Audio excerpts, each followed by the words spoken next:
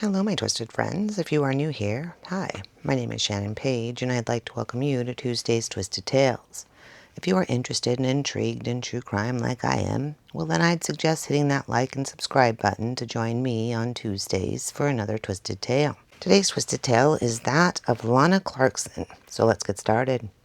Clarkson was born in Long Beach, California to her parents Donna and James Clarkson. She had a brother Jesse and a sister Fawn. While living in Northern California, she attended Cloverdale High School and Pacific Union College Prep School. In 1978, the Clarksons family returned to Southern California and settled in the San Fernando Valley region of Los Angeles. After Clarkson's family moved to the Los Angeles County, Lana pursued a career in the entertainment industry as an actress and a fashion model. Her acting career began in the early 1980s. Now, Clarkson, she landed small parts in film and television. She made her screen debut as a minor character in Fast Times at Ridgemont High. She played the wife of a science teacher, Mr. Vargas. Now, the film was her first speaking role. She also appeared in Scarface with Al Pacino. She was the one that was standing behind Michelle Pfeiffer dancing on the floor of the Babylon Club. That was her. Now, her first big role was in the science fiction thriller Blind Date, also known as Deadly Seduction. In this, she played alongside Kirstie Alley, so she's working with some pretty big names. As an actress, Clarkson became best known for her 5 feature films produced by Roger Corman, starting with his fantasy film Deathstalker in 1983. Lana was the female warrior and love interest of the title character played by Richard Hill. Corman oriented his films, towards the young male viewers using a mix of action and female nudity. Now, Clarkson's work in Deathstalker led her to be offered the title role in Roger Corman's next film, The Barbarian Queen, in 1985, a role Corman referred to as, quote, the original Xena, end quote, because of the similar roles featuring strong female leading characters. And let's be honest, both ladies were pretty hot, right? I mean, the men sure loved it, and I doubt it was for the great acting skills. Not that they couldn't act, but you know what I'm saying. Anyway, her movies were on the B-movie side of things, but Lana was a clear favorite at comic book conventions. I'm pretty sure that's called Comic-Con today, isn't it? Well, anyway, she didn't just do B-movies, though. She also did commercials for Mercedes-Benz, Kmart, Nike, Mattel, and Anheuser-Busch. Her TV appearances would include some of my favorites, like Three's Company with John Ritter, remember that one? And Knight Rider with David Hasselhoff, and the Kit, the car, remember the talking car? So anyhow, she also did many guest appearances, such as The Jeffersons, The A-Team, The Love Boat, Riptide, and Charlie's Angels, just to name a few. Now, as a model, she would do photo shoots all around the United States and Europe, some of those projects taking her to Japan, Greece, Argentina, Italy, Switzerland, France, Jamaica, and even Mexico. All the travel as a model actually sounds better than the acting to me, damn. Anyway, Lana, she wasn't just a pretty face, though. She was also a woman that cared greatly for others. So, the less fortunate or sick. And so she would volunteer every single week at a place called Project Angel Food, located in Los Angeles, California. Now, this particular organization would deliver food to those in the LA area that were affected by HIV or AIDS. And this is a time when the disease wasn't really understood just yet, right? They kind of felt like you could catch this disease like you could the flu. So the general public was pretty scared when the disease was first announced. But Lana, she didn't care. She knew that these people still needed to eat, and so she would deliver to them, this food. And even if the folks receiving the food from her didn't know her from the big screen or TV shows, they were more than thrilled to have the beautiful blonde bombshell bring them food and talk with them, treat them as human beings instead of a walking disease. Good for her. Now, Hollywood, it isn't very kind. And Lana, now in her 30s, is finding her career is stalling because, 30's old or something. What the hell? I guess that makes me a damn dinosaur. Anyway, Clarkson, she finds herself unable to earn a living as an actress. Now, Clarkson looked for other ways to acquire an income, including operating her own website where she sold autographed DVDs of her films and communicated directly with her fans on her own message board. Now, although she made a living playing sex symbols, Clarkson's real dream was to become a comic actress or, perform on stage as a comedian. Her publicist friend, Edward Lawsey, he told a Vanity Fair writer, Dominic Dunn, that Clarkson had been working on a stand-up comedy act that he had actually, seen and witnessed, and he thought that it was really good. She was a natural and very funny. So even her friends are like trying to help her get back on top, but, this time doing what she actually wants to do, right? She doesn't want to just be this sex symbol on these shows, these B movies. She wants to be doing something that she actually loves, and for her, that's comedy. So in 2001, after a really bad accident, Clarkson, she's laid up for a little bit with some broken wrists. And while she's recovering, she decides that she's not going to just sit around feeling sorry for herself. She's going to make use of her unwanted downtime and do something. So she developed, wrote, produced, and directed a showcase reel titled Lana Unleashed. Now, this film was made by Clarkson to promote herself, okay? So in the video, she plays a talking Barbie doll, a rock music groupie, Little Richard impersonator, a Las Vegas showgirl, a nun, and a lonely woman on a whole bunch of bad dates. So she eventually recovers, and she's still having a hard time, making ends meet. And so she takes a part-time job as a hostess in early January of 2003 at the House of Blues there in West Hollywood, California. Now, this job may not sound like much, but it's actually perfect because anyone who's anyone went to the House of Blues. I mean, actors, producers, directors, music moguls, you name it, they went there. So Clarkson thought, that this was actually perfect. She could work there, pay her bills, and kind of network. Maybe even find someone, the right someone to show her self-made film to. And maybe, just maybe, get on stage and be the comedian she really wanted to be. She's hopeful, she's excited, and she's ready for the next chapter to walk through the door of the House of Blues. Now, she's told all of her closest friends with excitement that she's ready for their big break, right? Her attitude is good, her spirits are high, and she's ready. So on February 3rd, 2003, Clarkson, she met record producer Phil Spector. Now, Clarkson, she didn't know who this guy was, and apparently when he came into the House of Blues that night, she actually mistook him for a woman. So he's wearing a wig, and he's wearing these platform boots or something. So Clarkson calls him ma'am. Well, this, of course, offended Spector. He's a real ass anyways, but this really pissed him off. And so he's mad, He's this big, massive music mogul. I mean, he's the one that developed the wall of music.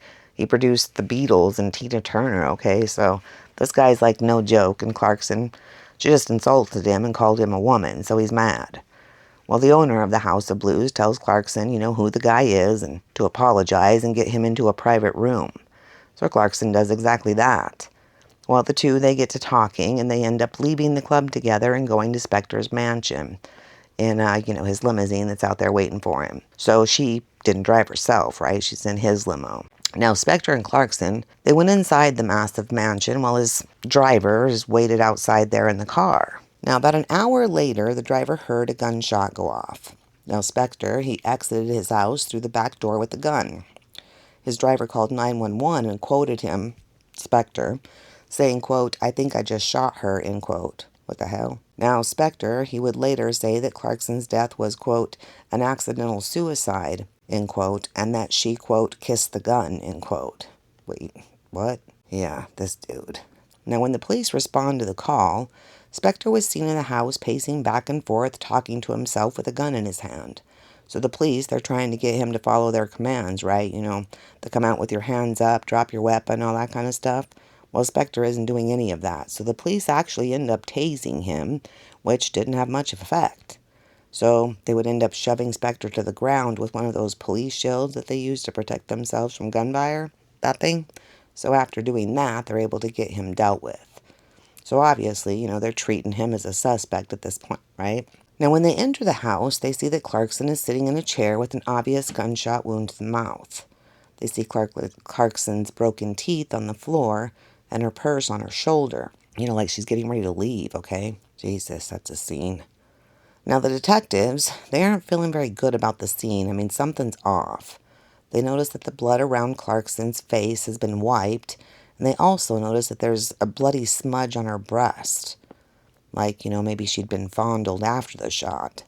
They also notice the gun is on the wrong side and it too has been completely wiped down, so obviously something isn't right. They take note of all that Spector is wearing too, right? And he's all in black.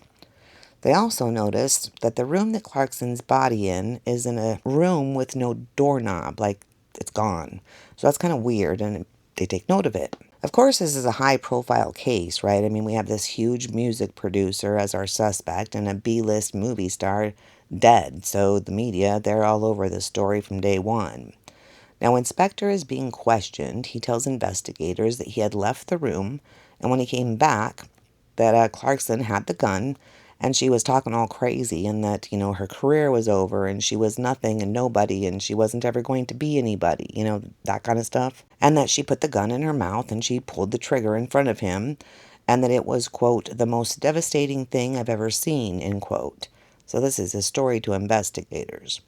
So investigators are trying to figure out if, he, Spector, is telling the truth or if he's covering up a murder. So investigator Richard Tomlin, he's the best of the best there in the LA area. He has like a real knack for solving murders, okay? So the crime scene speaks to this dude. And of course, Tomlin, he's the lead on this one, so he gets right to work. Now, when Tomlin talks to Spector at the station, he says that Spector is not cooperating, right? Spector's a music producer of Springsteen and the Beatles. He's a celebrity and he expects to be treated as such. What the hell?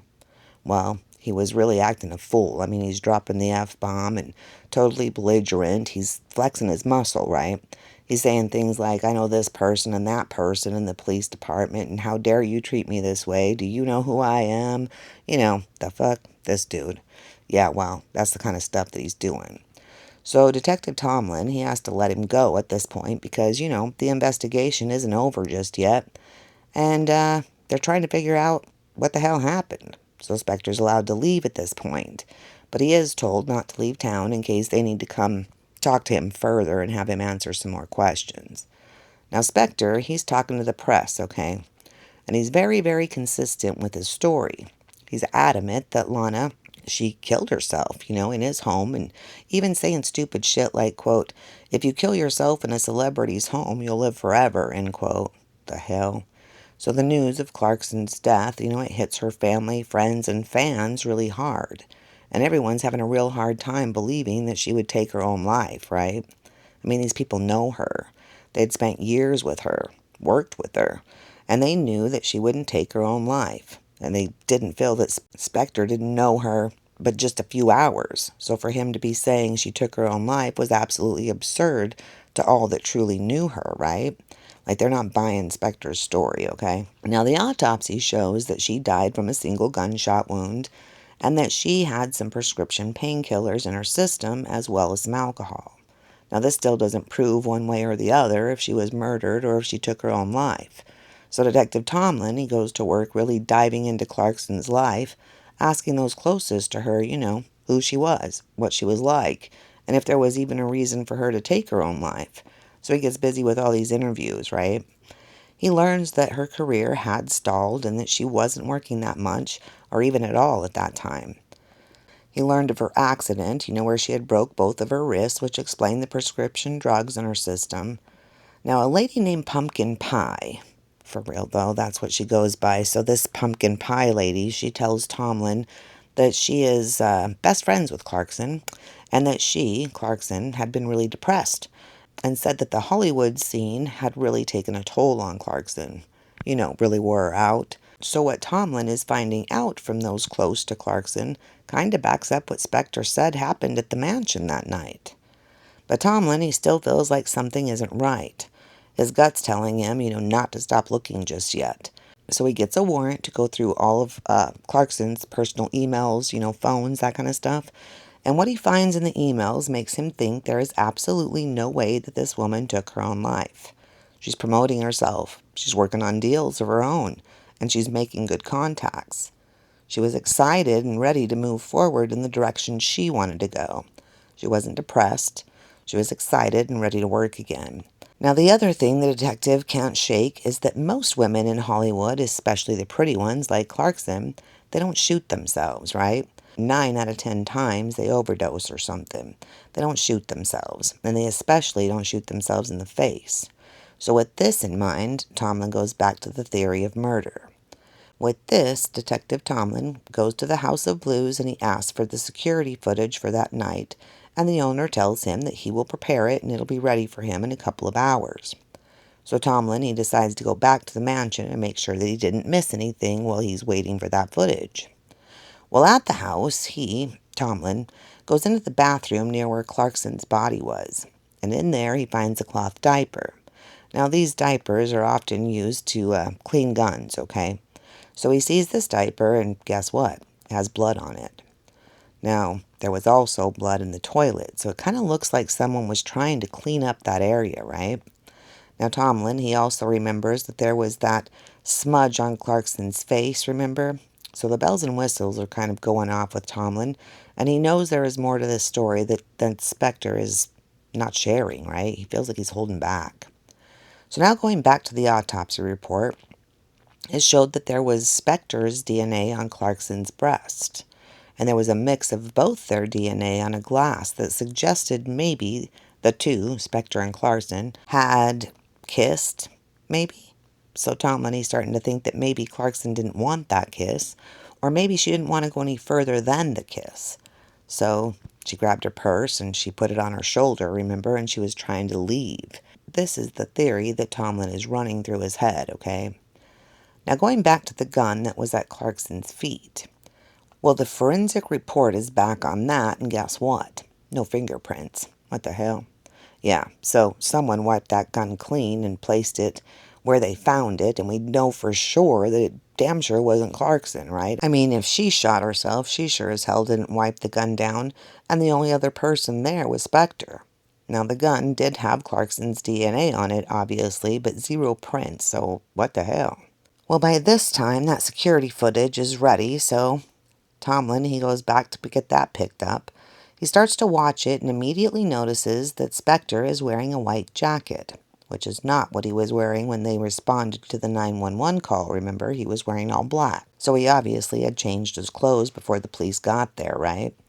So Tomlin, he goes back to the mansion and he's looking for that white jacket. Now, to the naked eye, he couldn't see much on the jacket, but he does bag it and takes it to the lab for a closer look. And guess what? They find tiny specks of blood. And not just any blood. It's Clarkson's blood. Yeah. So, now the question is, why in the hell is Spector killing Lana Clarkson on the very night that they met? Like, they didn't know each other before this, right? So, what's the motive? So, Tomlin, he has to start looking into the music giant and start talking to anyone that's worked with this guy, right? He has to figure out who he is. Like, what's going on with this dude? So he starts traveling all over the country, interviewing anyone that's worked with this guy, and he's shocked to hear what he hears. Now, people are saying that Spector is very controlling, and he would withhold money from the artists, that he was very difficult to work with and not easy to get along with either, especially if you were a woman. Not just that, but Tomlin also finds out that there is a long line of mental illness in Spector's family. So his sister has a long history of mental illness, and Spector's dad also took his own life when Spector was just a kid. Now, Spector himself was also in therapy, and he doesn't have a great image of himself, okay? So he may be a music giant, but he is a small man in stature, and he isn't very good looking either. He's balding terribly, which is why he wears the wigs, and he's really short, which is why he wears the platform boots. So even all the money in the world couldn't make him feel better about himself on the outside appearance, okay? Now, Tomlin, he also finds out while talking to all these people that have worked with him that he has almost an obsession with guns. Not that there's anything wrong with guns, but this guy, he takes it to a whole different level. He always has one on him, and he pulls it out whenever he wants and threatens people with it. One time, even pulling it out on a valet driver. So this guy went to go and get Spector's car, and Spector thought that it was taking too long, so when the valet guy pulled up with the car, Spector pulled out the gun, pointing it at the poor guy, saying if it ever took that long again to get his car, that he would shoot the guy. What the hell? So this guy, he's got some real issues, like little man issues or something. Now, this incident is actually on record, okay? There were several witnesses to this, and they said that Spector put the gun to the guy's head and said, quote, "If you ever make me wait this long for my rolls again, I will blow your fucking head off," end quote. What the fuck? Well, the police, they arrive, and they give this dude a damn ticket. Like, what? A ticket? What the hell? I mean, Spector's ex-wife, Ronnie, she was talked to, and they learned from her that Spector had held her hostage and threatened to kill her if she tried to leave him. So it's pretty clear that this dude is unhinged, okay? Something ain't right with this guy. It seems like all the ladies that Tomlin is talking to share a very similar situation. The ladies don't respond the way that Spector wants them to, so he pulls out a gun and threatens them to, get what he wants. They also say that when he, Spector, left the room, they would try to, make a run for it, right? But they couldn't leave because the doorknob would be gone, which makes Tomlin recall seeing that very thing in the room that Clarkson was in. He didn't understand it at the time, but now, hearing all of this, it made sense. So that's why Spector felt comfortable leaving these ladies in these rooms alone, because he knew that they couldn't go anywhere. Now, Spector was actually quoted saying, quote, "All women deserve a bullet in their head," end quote. With all of this, as well as the DNA evidence and the forensic evidence, they arrest Phil Spector, and he's charged with Lana Clarkson's murder. Now, remember the white jacket? Okay, so it wasn't just that Clarkson's blood was on the outside of the jacket, but it also had blood on the inside pocket, meaning that Spector's hands were bloody with her blood, and then he put his hands in his pockets. So that jacket is really telling a pretty clear story here. With all of this, they're able to make a great case and get this asshat Spector arrested. Now, because Spector is filthy rich and a huge celebrity, it's going to be an uphill battle to get this guy behind bars, right? Let's be honest. The filthy rich celebrity type, they're treated a lot different than you and me are. And because he's filthy rich, he can also afford the best of the best attorneys, too. Now, convicting him is not going to be easy. Because this is such a high-profile case, the media is everywhere, and as the trial was going on, Spector would talk to the media saying all kinds of crazy things. His attorneys would oftentimes have to scold him in front of the cameras, telling him to shut the hell up, right? Now this dude, he's an absolute nightmare to work with in every aspect.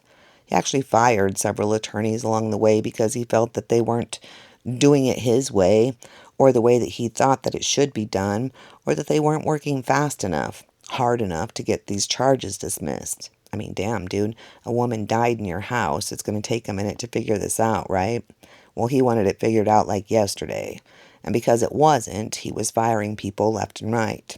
I guess he wants to ignore the fact that the evidence shows that he, Spector, had in fact staged the scene. So they go to trial, and the defense is, really trying to sell the story that Lana was a has-been, a nobody going nowhere, and she took her own life in this guy's house to really go out with a bang. No pun intended.